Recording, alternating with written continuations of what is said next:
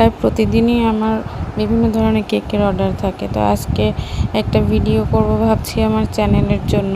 1 pound vanilla pound cake বা plane কেকও বলতে পারেন।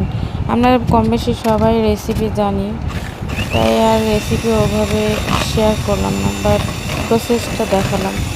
সকাল থেকে অনেকগুলো কেক সেল করেছি, মানে অর্ডার ছিল, ডেলিভারি ম্যান এসে নিয়ে গিয়েছে। একদম শেষ বিকেলের দিকে এই অর্ডারটা আসছে। উনি আমার রিপিট কাস্টমার, গত 5 বছর থেকে আমার থেকে বিভিন্ন ধরনের কেক নিয়েছেন। আলহামদুলিল্লাহ তাদের ফিডব্যাক অনেক ভালো। একই সাথে আমার আধা কেজি ড্রাই কেকেরও অর্ডার ছিল এই একই কাস্টমারের। তো সেই কাজগুলোই করছি।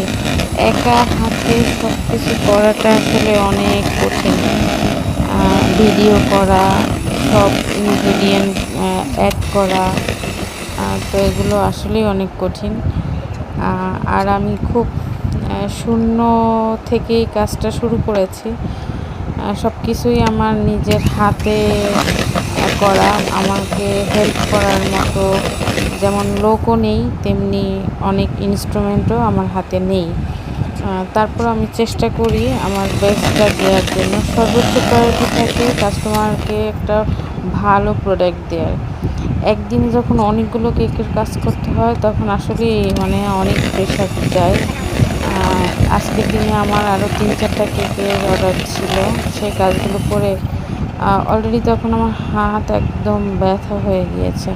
যাই হোক, আলহামদুলিল্লাহ সন্ধ্যার পরে সে নিজে এসে আমার থেকে প্রোডাক্টগুলো নিয়েছে। এই 2 সপ্তাহের মধ্যে আমার থেকে 2 বার ড্রাই কেক এবং পাউন্ড কেকগুলো নিয়েছে।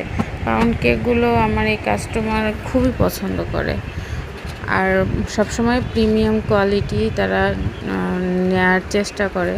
আমি বলেই দিই আমার পেজে সবসময় 2 ধরনের কেক বা যে কোনো প্রোডাক্ট পাবেন, একটা রেগুলার আর একটা প্রিমিয়াম, যে যেটা নেয়।